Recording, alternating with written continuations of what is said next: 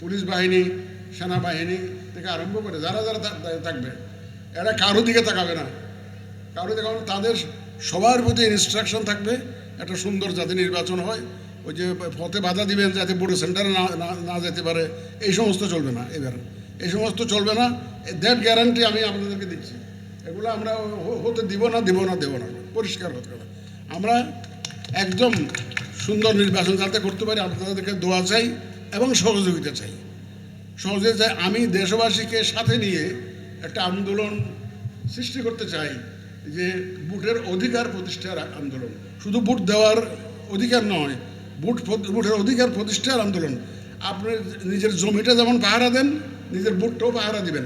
কেন্দ্রে দরকার হলে সবাইকে পাহারা দিতে হবে, যাতে সুন্দর করে নির্বাচন হয়।